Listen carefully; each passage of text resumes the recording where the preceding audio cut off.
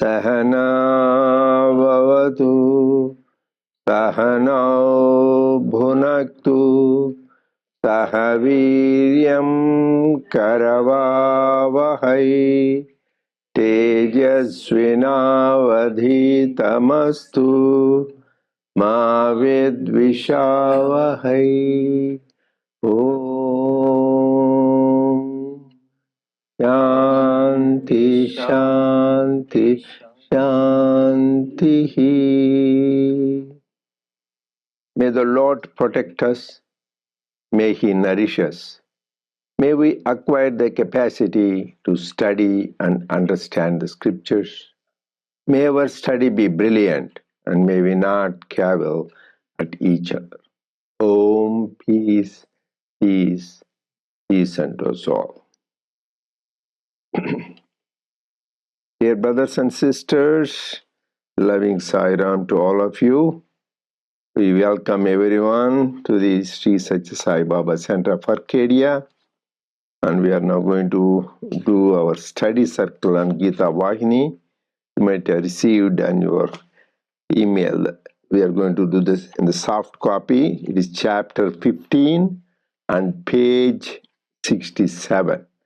And if you have a hard copy, it is page 136.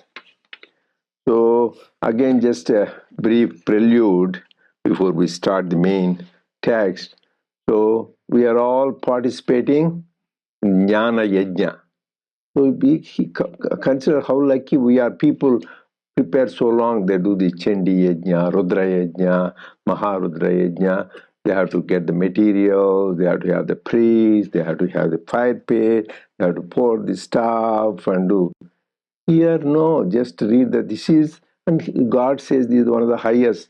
So all of us who are present here and people who also joined on Zoom, they are participants of Jnana Yajna. So let us be grateful to Swami. He gave us the opportunity to be part of Jnana Yajna. So that is the greatest blessings we have. But God can take away the opportunity anytime. Swami says, be able to think of Him, to be able to serve Him, to be part of His mission is His divine grace only. I shared you a story about Swami's devotee, and I was listening to scriptures in Puranas. Some of the demons, they have a lot of determination, they do tapas, they get this power. And they didn't know what to do, how to do, because that guy chants Gayatri Mantra all the time.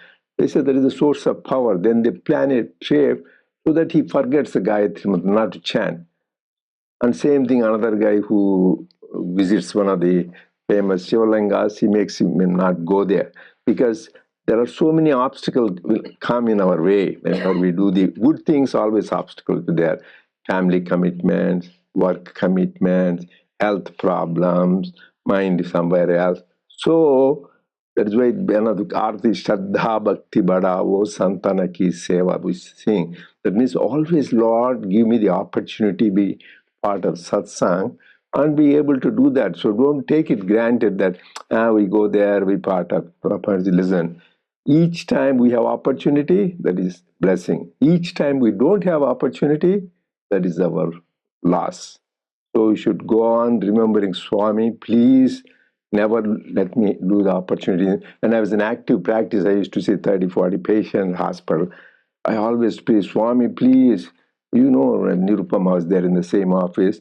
So never let me an opportunity. I never missed Thursday evening. If there is a director's meeting, board meeting, or such, they all know that he won't be unless there is a major crisis, he won't come. So that way, once people know, then they won't follow. Similarly, because high priorities, number one is God. Everything else comes next. So that is why first we want to be grateful to Swami.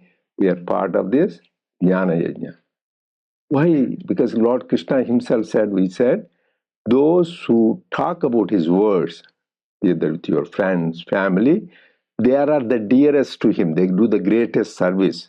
All other services are good, singing bhajans, and giving shelter, food, water. But this is the greatest service, because other services you give food, again after 8 hours you will be hungry.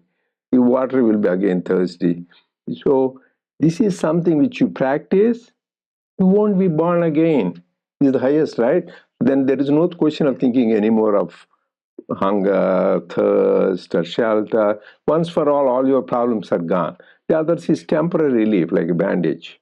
This is permanent relief. Once you have this jnana, the permanent relief. So that is why this is considered the highest service. And even people who listen, just listen to these words of God, what did he say? All your sins and bad karma is gone, and you will be in the punya lokas, in the people where they do the greatest meritorious deeds. But how should you listen? Last time we said last time he said, Lord Krishna said, ekagrata, 1 point devotion, 1 point concentration.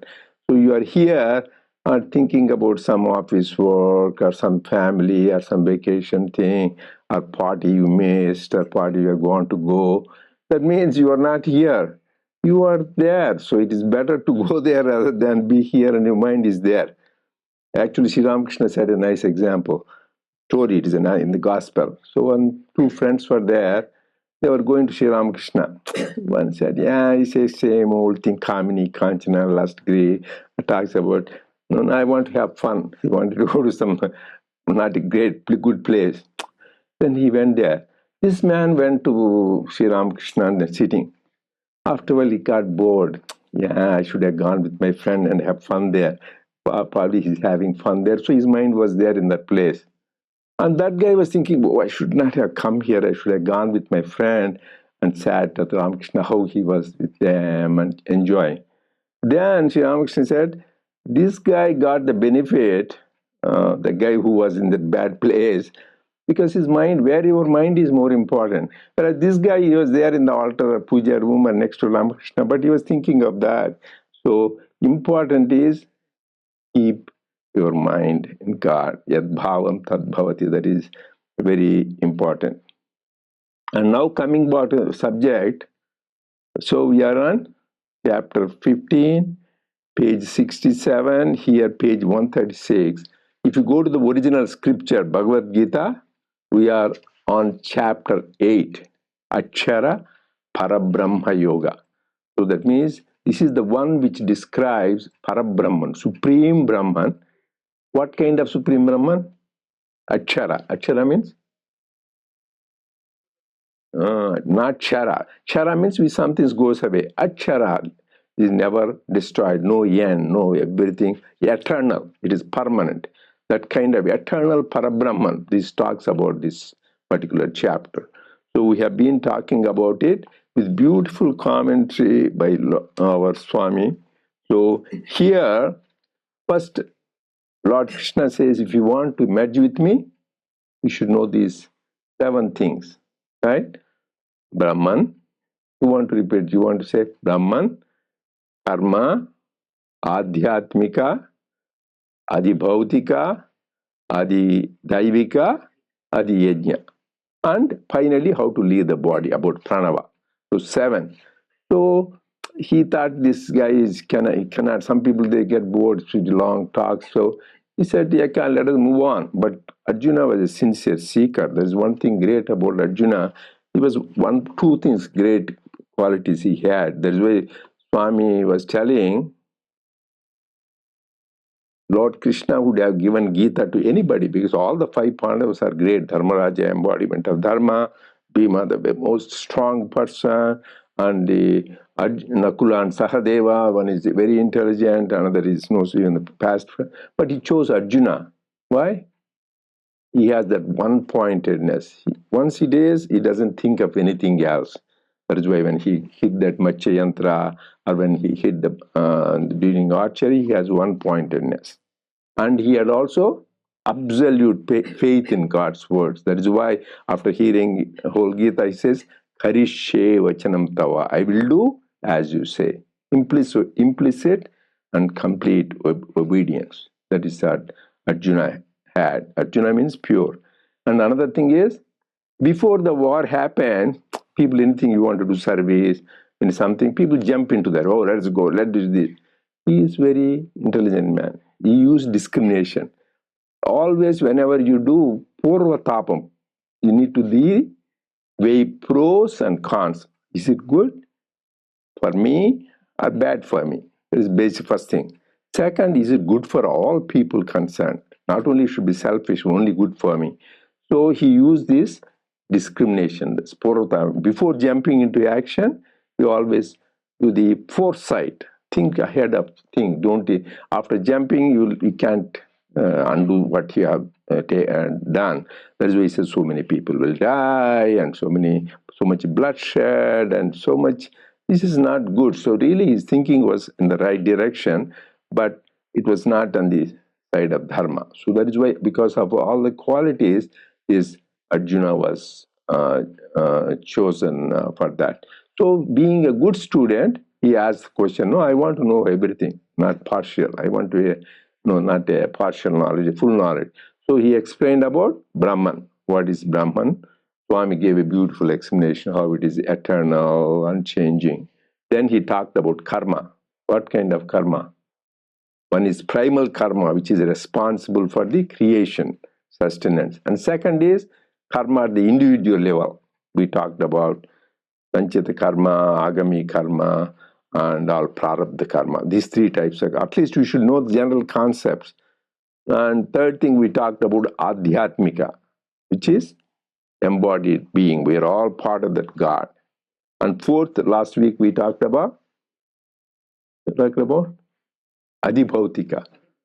Yeah, and that adhibhautika is nothing but the whole creation, whole nature, para prakriti.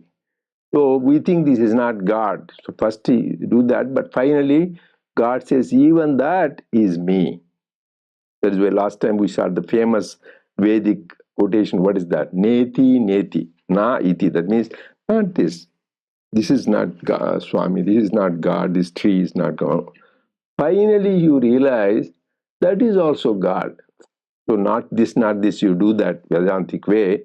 Finally you realize not only this, this is also included. First to focus on God, we take this family, this relation, this nature, but finally you divinize everything. That is the thing. That is why Swami talked about adhibhautika, because people are confused, think adhibhautika is also me. Now we are going to proceed to adhidaivika and adhiyajna and finally Om. Right? So Daivika we didn't start yet. And last time also we talked about creation, right? And Nirupama did a good homework, how the whole creation came. Our Upanishads and Vedas say. How? You tell, you summarize. Huh? Huh? No, that is Adidaivika. So in the whole creation, last time you explained that the whole, from Atma or Brahman, comes first the Akasha, the space. Oh, from Akasha, Vayu, the air. Water. And the one from water, the earth. So this, where these five elements, Panchabhutas, it says, Akasha, there is space, Vayu, the air, and Agni, the fire, and Jala, the water, and Earth, the Bhumi. So these are the five elements. Because from that, the whole creation comes. Pancha Tanmatras, they call. From Akasha comes Shabda, sound. Sound is because of space. And Vayu comes the Sparsha, touch. And from Agni comes our sight. You are able to see the fire, right? Vayu is one, air is the one who touches us. Whereas fire you can teach. Jala is the one respond, taste. So without that fluid, you cannot taste anything, right? Whether it is sugar, salt, or anything.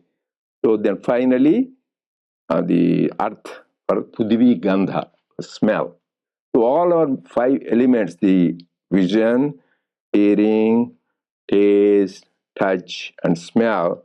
This is all are from these 5 elements. That is why we are composed. That is why we are all humans. So the whole universe, everything is permutation and combination of these 5 elements, and nothing else there. That is all there is. The whole thing. Oh, that is why we come from the 5 elements and go back to the 5 elements. Where does the 5 elements come from? God. That is why I told you the story. It's worth remembering and repeating it. One time, we were with Swami. Swami doesn't eat. We all know that, right? He just very eat little. So he always maintains 108 pounds and he doesn't eat. And we wonder how it is. So we all wonder, we pray, Swami, please eat more.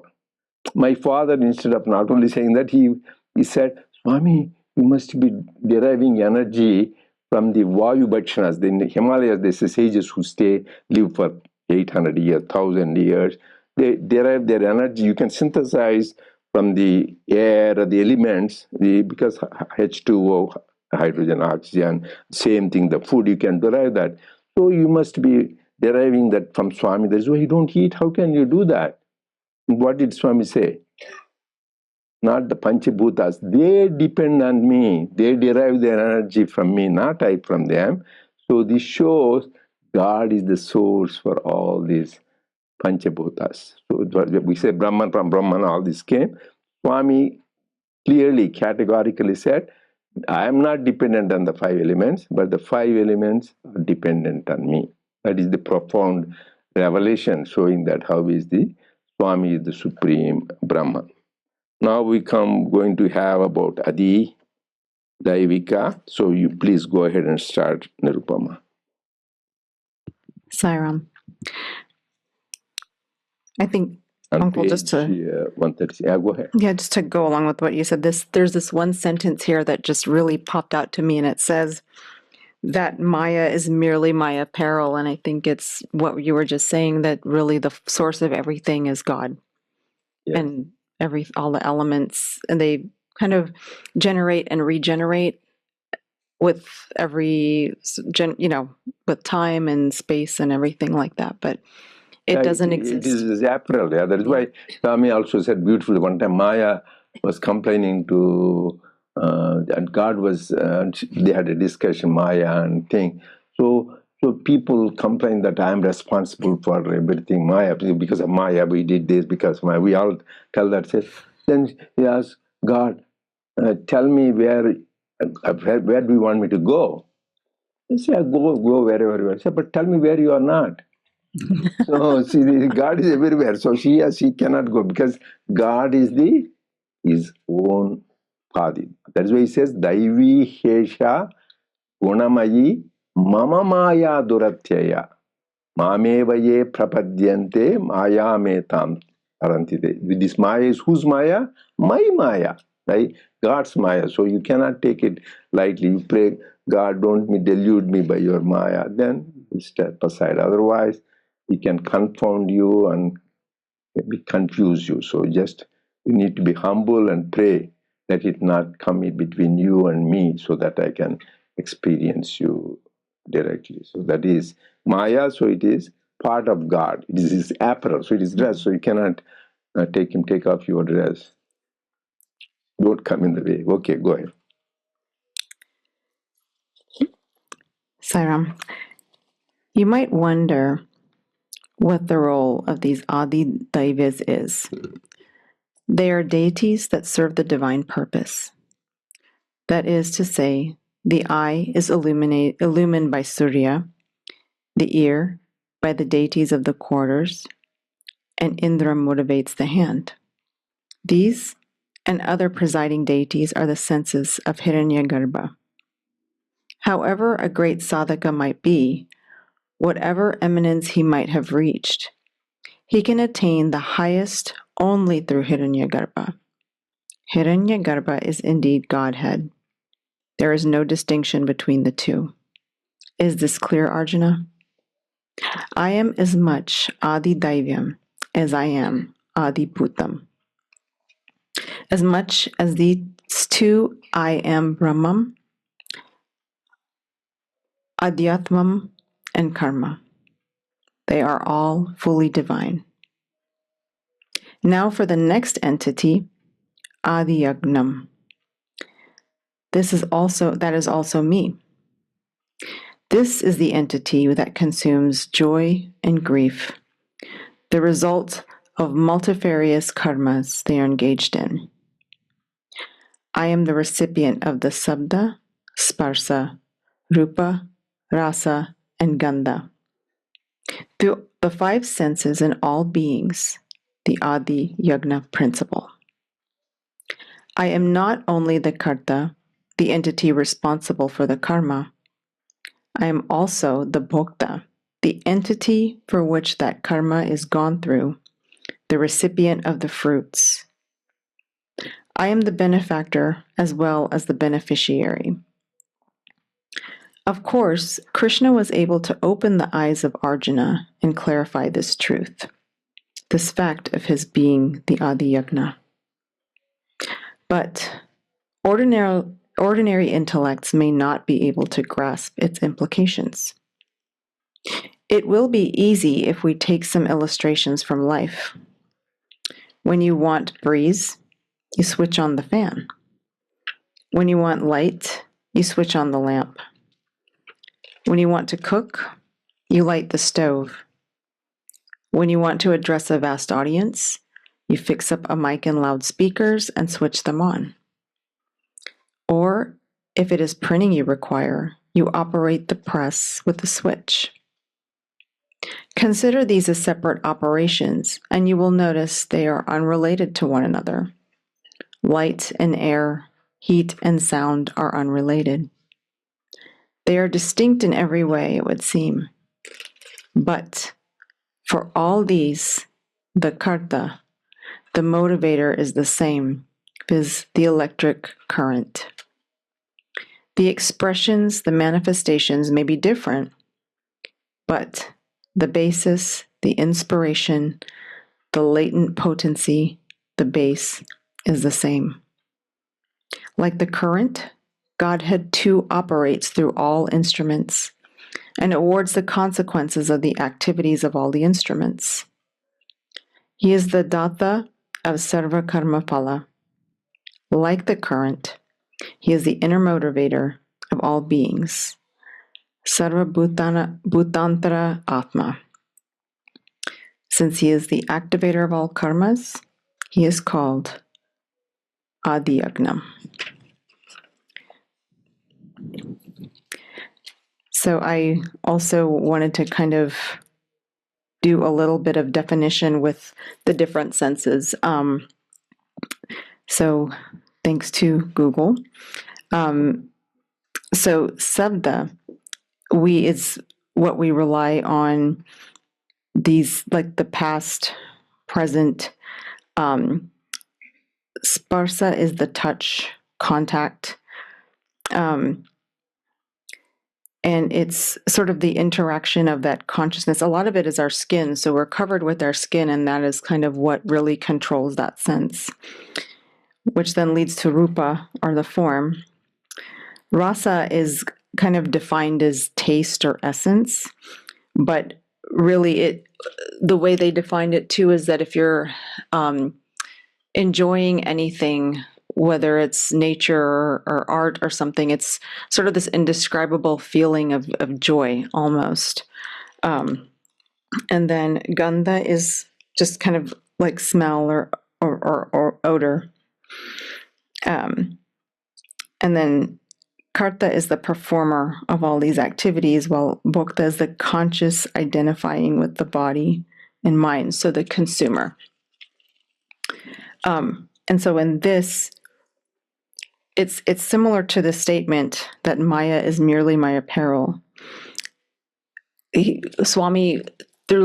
Lord Krishna through Swami goes through all of these different ways that we take in the world, all of these different senses, but it all originates from this divine source. And really, we wouldn't be able to see certain things. Surya, been reading a little bit about Vedic astrology, and Surya is really equal to basically Atma, or God. And without that, because Surya our vision is really dependent upon that. It is seeing light kind of in everything, and that light is really what is divine. And then this, I think throughout this, we have, Swami gives different analogies that where there is a common thread that joins everything, even where it's different. So he describes here all these different daily activities which are joined by an electric current. And he's talked previously about, for example, if you're making a flower garland, all the flowers might be different colors, different types of flowers, but it is the thread that unites them together. They have the same thread. Also, even with the mala, you might have different beads that are different colors, different sizes, but again, they are joined by this common thread. So he really does illustrate this idea of oneness and this common divine spark that connects everything. But does it so beautifully and says here, okay, I'm going to give you some concrete examples so that you can understand this as a result of your human life. The good. So I think you did a good homework. So that is, but here I would like to say what she was telling from the Google Guru is what the Vedanta says. We have to see, we all have, I think this is why we chant 21 Ohms. First, we should have 5 karmendriyas. That means the one organs of action. So that is hands, feet, and speech, organs of procreation, organs of excretion. Then we have got jnanendriyas. This is what you are associated with that, these 5 tanmatras we talked about. That is hearing, sight, touch, taste, and smell. Those are the 5, came from these 5 elements. So those are the things finally came from God only. And then 5 pranas. Prana, that is which is in the air, which is in our lungs. Apana, which is in our abdomen, intestine. Vyana, the air which is there throughout the body. And Udana, which is in the neck. Samana, which is in the navel. These are 5 kinds of airs.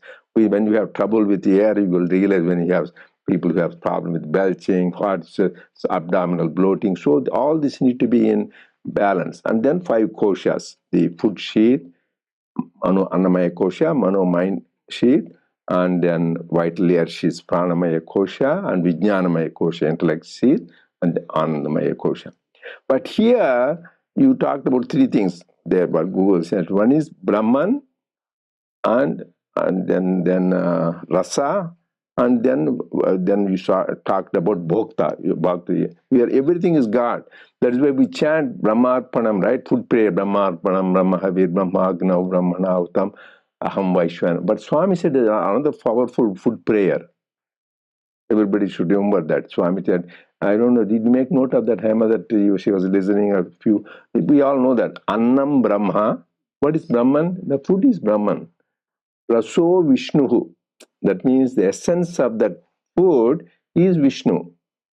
Bhokta Devo Maheshwara. The one who is eating, we are the Ishvara. So the food in front of you is Brahman. The essence of the food is the Vishnu, the one who is eating. So all Brahma, Vishnu, Shiva is covered in that processed food. So with that concept you eat, Swami says just that one thing covers the food prayer. It is good Brahmarpanam, we know, on Aham Vaishwana, but this is the thing, because to show everything, the one you are enjoyer is God, the process of enjoyment is God, and the one being enjoyed is God. That is the ultimate. This is called the unity of the 3, and even meditation. The meditator, the process of meditation, object of meditation, all are one. That is the ultimate. Till we reach that, we will have a lot of agitations, confrontations. So we need to achieve. The minute we think I am meditating on something, still that means we have to go a long way. The process becomes such that you don't even know meditation, because you are in the absorbed in that whole thing. There is no more meditation and the object of meditation. And here also it is important, says God doesn't do anything. He is sarva karma padata. That means what all he's like a witness. Whatever you do good thing, okay, you take this good results. You do bad, you take. Don't blame me. So I'm just a dispenser of your good and bad. Like go to a bank, you deposit. You have got $100,000. I want 10. You will give. Your bank balance is only $10. You say I want $100. They say no, sir, no, nothing in the bank balance. Similarly, your good and bad, whatever you have, that comes back to us. That is why all this is to develop. That is why he says sarva karma phala pradata. He is dispenser of all your good and bad, even 108 names of Swami. And another thing here, important thing, is he is the doer. That is the whole thing we always forget. Who is the doer? So like, for example, the light is coming here. Hey, I am shedding the light. And so, who are you? The electricity. The minute the electricity goes, these bulbs won't function. They won't. They can't give light. Same thing. Fan will be revolving. Oh, I'm revolving. I'm the power. The minute you switch off that, it is gone. So, what makes this fan? That's why Swami gave the beautiful example in the Vedanta old times. You see, everything is pervaded by God. They give by example of gold. Everything is gold. With the gold, you make a necklace, you make a bracelet, you make a anklet, but all things is gold. But Swami gave the modern example. Is for the modern times, people can relate to electricity. The main switch is gone. No fan, no air conditioning, no internet, no computer. We all experience that. When nothing works, disaster. When you are going in the elevator, you get stuck. So power is that power is divine energy. You call mother, or you call Brahman, or you call Atman. So that we constantly remember, and remember that he is using as an instrument. That was Sri Ramakrishna was very fond of a song by Ram Prasad. There is a great saint of those orders. He says, I am the machine mother, you are the operator. I am the house, you are the indweller. So everything, he the one we should constantly remember. That is why if you forget that, that is called ahankara.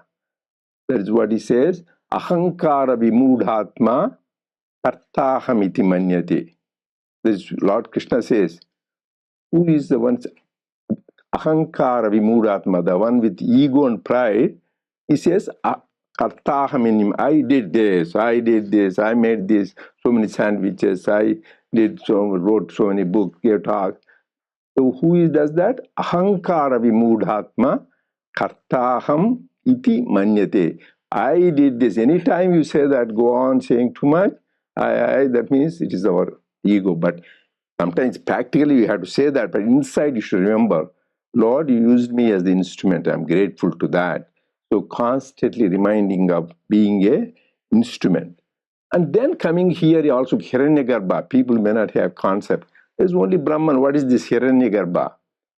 This Brahman, which is beyond name, form, attribute, has to take a form. So just to function, that is cosmic egg. Hiranya means gold. Garbha is egg, like a golden womb or golden egg, from which, it means from the womb comes for the whole creation, right? Mother's womb, we are born. Similarly, this cosmic egg, the Hiranyagarbha of the whole universe, is born out of it, whether it is the earth, planets, galaxies, stars, moon, sun, everything comes out of it. So when discharging that, he gave allocation to different deities. So actually one of the Swami's devotee he showed me called Nanjundaya, he was controller. Swami wrote him a letter. I used to have it. I don't know. I don't have it right now. So he says, whenever you pay to God, you have different department. Like you have president or prime minister. He takes overall, but he has got cabinet ministers or secretaries. You are defense in charge. You are for economics, or you are for the running the government. You are for security. For various departments, right? We have, and each one has a secretary or a ministers in India they call. And ultimately, he is the head. Similarly, God, the ultimate Brahman, he discharges, he gives rain, God take care of the rains. So if he gets mad, you won't have any more rain. You will have all famine. And then sun God, you take care, give sun. If he gets too mad, he will make it very hot, 110 degrees. That is not. So everything is, these departments they give. That is why if anybody who read the Purusha Suktam. This is one of the important verses in the Vedas. Like Rudram is very important, and even for monastic sannyas, they say this Purusha Suktam is important. See, the whole universe is like one Purusha, cosmic being.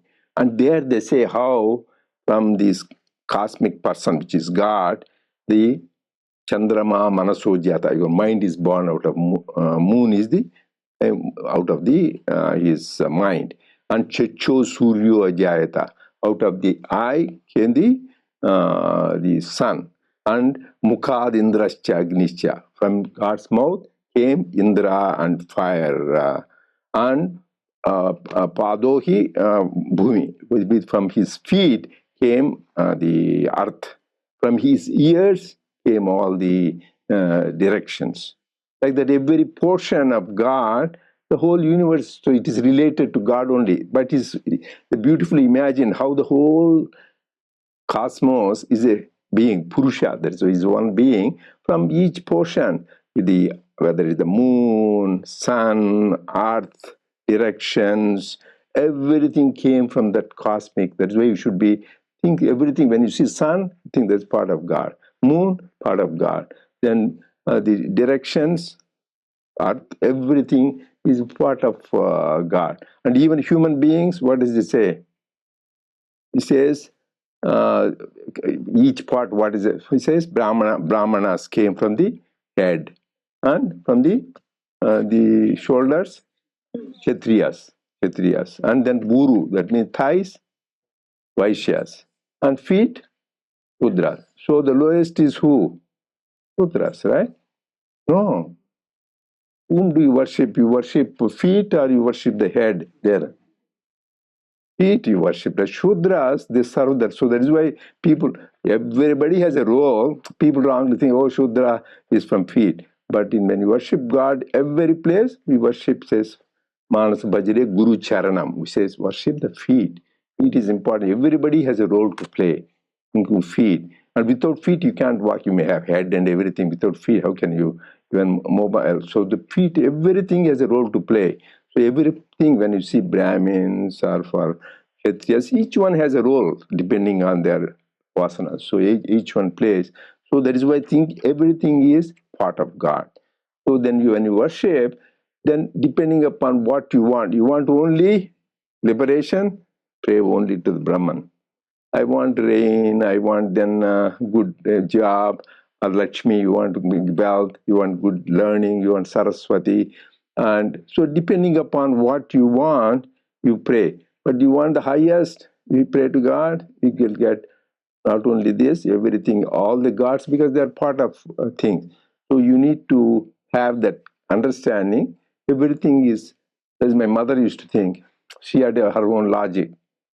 If I want to get anything done quickly, I go to Shidi Baba. And if I want Jnanam, Mukti, I go to Sat Sai Baba. Because it's both are same. Swami himself, I am the same Shidi Baba, Sat Sai. But for her, Shidi Baba, which is to large, is Astosh, quickly grants a boon. So whenever she has a problem, she goes Shidi Baba and work is done. Whereas for Jnana, things that after that I will think about. But like each one, and that's why even Brahma, Vishnu, Shiva, everything same. But Shiva is called Asutosh, easily pleased. That is why he gave all the boons to the demons. So it means easily pleased.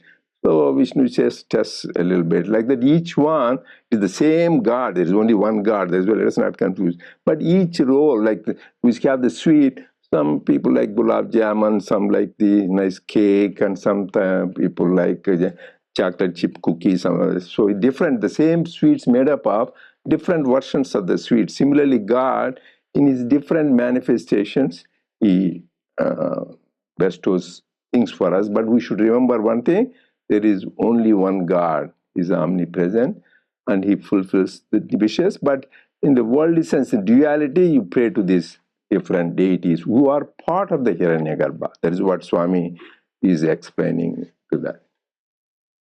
Okay. Yeah. Oh, Arvind has some comment. Okay. Go ahead, Arvind. Sairam Uncle, Sairam everybody. When you were mentioning about the electricity, I Mm. remembered a personal experience which happened in 2018. Mm. So at that time, I was at Radio Sai and I had been given this privilege of preparing Swami's discourse. When I say preparing, it's like for every occasion, for Ugadi, Dasra, there'll be a discourse. And I used to feel that, Swami, I should not, like you said, Uncle, consciously, unconsciously, the ego will come that you're an important person and all that. But no, no, Swami, you should only decide the discourse. And therefore, what I used to do is, I will do some randomization. It's not like Ugadi means I'll search a Ugadi discourse. I'll tell Swami, in 2001 Ugadi, whatever you spoke, I will take from that. Simply random. And in 2001 Ugadi discourse also, I will just place the cursor of the, like in the timeline, I'll randomly place it someplace. And wherever it is, from there, whichever makes sense, little back or forward, that section only I will take and I'll put it. That is how I used to do the discourses. So sometimes people would say, very nice, the discourses. Sometimes I've even got scolded by the seniors there in the ashram telling, hey, what a horrible selection. I used to be quiet. I used to tell Swami, this is what you wanted, because I don't want to consciously select. The proof that I got was this Ugadi 2018. Even to this day, it is there on their website, this what happened. I had prepared the discourse, but for some reason I had to go to Bangalore, so I was not there in Prashanthi Nilayam. At 10 o'clock, I get a call from somebody telling, oh God, what a discourse. How did you do it? How was it? Did you get a dream? Swami, I thought, what has happened? I didn't understand. Then when I went back and saw the video recording, that day Swami is speaking about Adi Shankaracharya asking his disciples, who is the greatest person? So then one disciple says, one who can cross the oceans, one who can climb the mountains. Then Adi Shankara is saying that, see, wow, even birds are able to fly across mountain. Do you think that is the greatest? Fishes are able to swim across ocean. Do you think that is greatest? No, no, no, no. The one who can control the mind. And then Swami says, who can control the mind? One who is in touch with the Atma. And then Swami says, see, all of you think that the mind is very powerful, but it is the Atma that is powering. And then Swami said, for example, you all think that the sound is coming from the loudspeaker. And believe it or not, uncle, that day they had forgotten to switch on the generator. Usually, mandir session is run on generator, because if there's a power cut, it takes a few seconds for generator to come in, and there's a cut. They don't want to have that, so they want to keep generator running throughout. Whenever mandir program is there, it will be on generator. On Ugadi day in 2018, they have not done. And there was a power cut when Swami said that you think that sound is coming from speaker. And it went mute. Whole hall went mute. And everybody is running. It took almost 1 minute for somebody to run, switch on generator, everything. And when the power comes back, Swami says, but the speaker is not the one from which sound is coming. Sound is coming because of electricity, like that. And it was so timed so perfectly, as if like Swami would give example by picking kerchief like that. No, Yeah, it felt like in Swami is doing again. Yeah. that is the proof. Yeah, that's good. Very nice. Thanks for storing this nice story. That is why these stories you remember, and it makes a sense. And Swami is the greatest teacher by showing example of Chinna Katha. Thanks. So anybody else has any comments? If not, we'll continue next week. Sai Ram.